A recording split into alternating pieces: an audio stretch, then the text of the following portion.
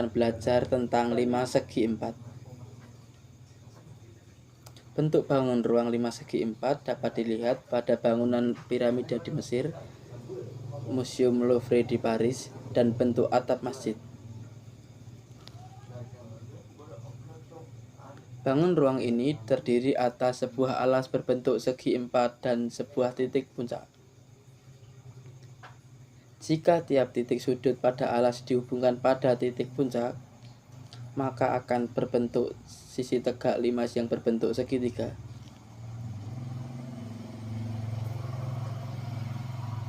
Penamaan 5 segi 4 pada huruf kapital dengan diberi tanda titik setelah titik puncak. Penamaan alas berputar berlawanan arah jarum jam. Oleh sebab itu, 5 berikut ini diberi nama 5 segi 4 TABCD. Berikutnya kita akan bahas sifat-sifat 5 segi 4. Sifat yang pertama memiliki 5 sisi. Terdiri dari satu sisi berbentuk segi 4 dan 4 sisi berbentuk segitiga. Sisi tersebut antara lain sisi ABCD, sisi TAB,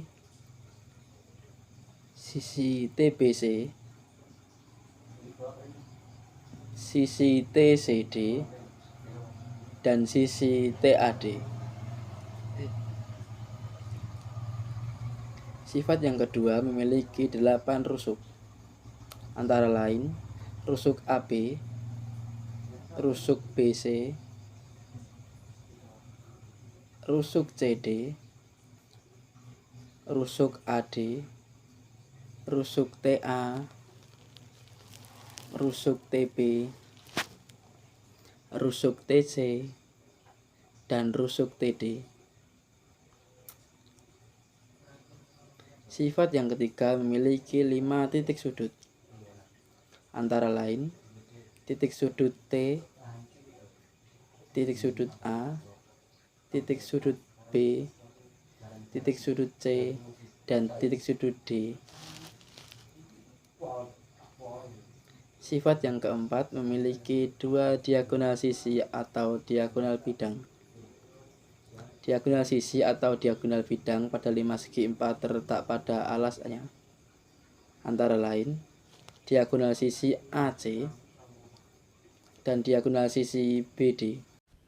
Selanjutnya kita memasuki ciri-ciri 5 segi 4, yaitu memiliki 5 sisi terdiri dari 4 sisi tegak berbentuk segitiga dan 1 sisi alas berbentuk segi 4. Kemudian 5 memiliki 8 rusuk pada bangun 5 segi 4. Kemudian memiliki 5 titik sudut, salah satunya merupakan titik puncak, yaitu yang puncaknya pada paling atas pada 5 segi 4. Selanjutnya 5 segi 4 memiliki sisi tegak, yaitu ABT, BCT, CDT, dan ADT. Kemudian memiliki sisi alas, yaitu 4 ABCD yang berada di bawah titik puncak. Kemudian 5 segi 4 memiliki rusuk, yaitu rusuk alasnya AB, BC, CD, dan AD. Kemudian rusuk tegaknya adalah AT, BT, CT, dan DT. Kemudian 5 segi 4 juga memiliki sebuah titik sudut, yaitu A, B, C, D, dan T.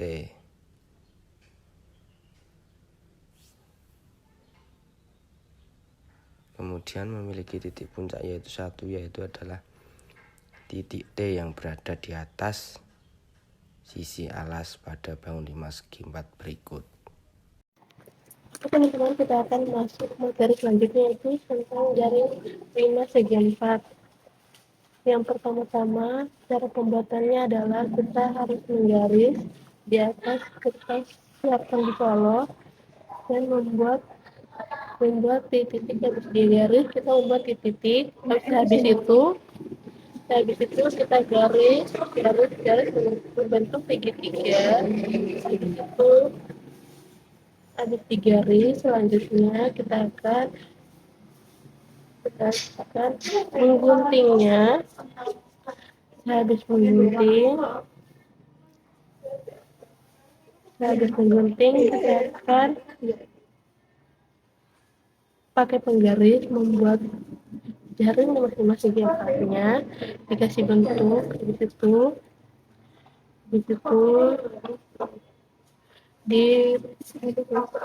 dibuat bolongan kecil-kecil. Habis itu untuk dikasih masukkan tali untuk membuat jaring 5 segi 4. Nah, selanjutnya habis itu kita akan meletakkan di atas kertas karton buffalo untuk dijadikan contoh jaring-jaring 5 segi 4. Nah, habis itu talinya dimasukkan ke dalam jaring-jaring 5 segi 4 untuk dilakukan nanti gimana caranya membuat jaring-jaring 5 segi 4. Nah, habis itu kita kasih perekat, tempel di kertas karton. Habis itu ditarik teman-teman. Nah, kita dapat lihat sama-sama ya. Nah, Baik, materi yang selanjutnya yaitu percobaan semangka dalam bentuk 5 segi 4. Berikut contoh dari semangka yang berbentuk 5 segi 4. Nah, dari contoh percobaan tersebut, kita dapat membuat soal menghitung volume 5 segi 4 yang memiliki alasnya persegi dengan panjang sisi alasnya 6 cm dan tinggi limasnya 4 cm, sedangkan tinggi sisi tegaknya yaitu 5 cm. Volume limas. Rumus dari volume limas yaitu 1/3 dikali luas alas dikali tinggi sama dengan 1/3 dikali luas alas. Luas alasnya yaitu berbentuk persegi. Jadi 6 dikali 6 dikali tinggi limas yaitu 4 cm. Nah, di sini kita dapat menyederhanakan dengan angka 3 dan 6. Mencoret angka 3 dan 6 menjadi 2. Jadi 2 dikali 6 dikali 4 sama dengan 48 cm. Berhubung kita mencari volume, maka jawabannya menjadi 48 cm kubik. Nah, teman-teman, di sini kita akan mencari luas permukaan 5 segi 4. Di sini kita menggunakan rumus LP sama dengan luas alas ditambah 4 kali luas segitiga. Dapat dilihat jaring-jaring di sini memiliki 4 segitiga dan 1 persegi. Luas persegi yaitu sisi kali sisi, dan luas segitiga sendiri yaitu alas kali tinggi per 2 atau setengah kali alas kali tinggi. Di sini kita memiliki limas segi 4 dengan panjang sisi persegi yaitu 12 cm dan tinggi limas 8 cm. Untuk luas permukaan 5 segi 4 itu ada luas alas ditambah 4 kali luas segitiga.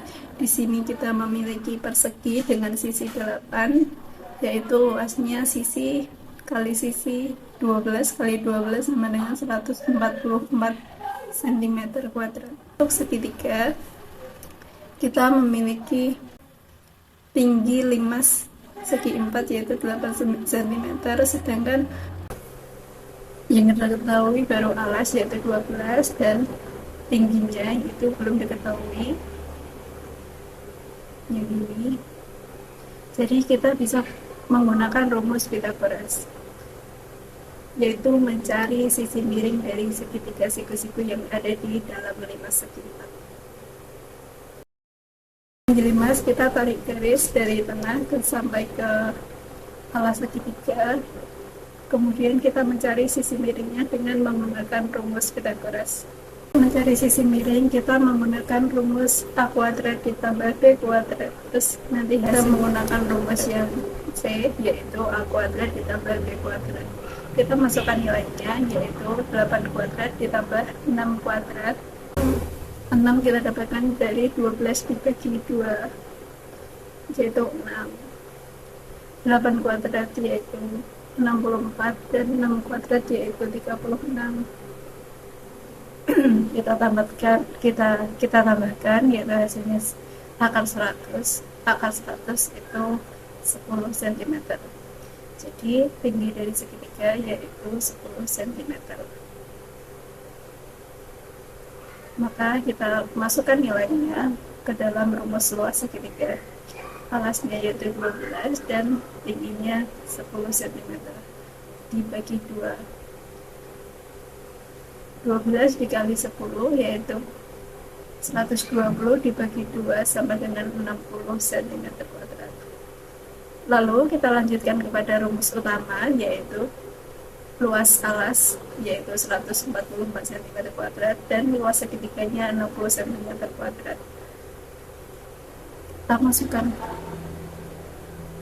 Kita masukkan ke dalam luas permukaan yaitu 144 ditambahkan 4 dikali luas segitiga yaitu 60. 144 ditambah 240 yaitu 384 cm persegi. Nah, sampai di sini begitulah cara menghitung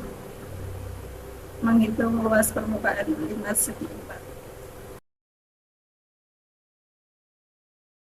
Baik, materi yang selanjutnya yaitu contoh konkret dalam etnomatematika bangun ruang 5 segi 4. Di sini contohnya yaitu atap pura.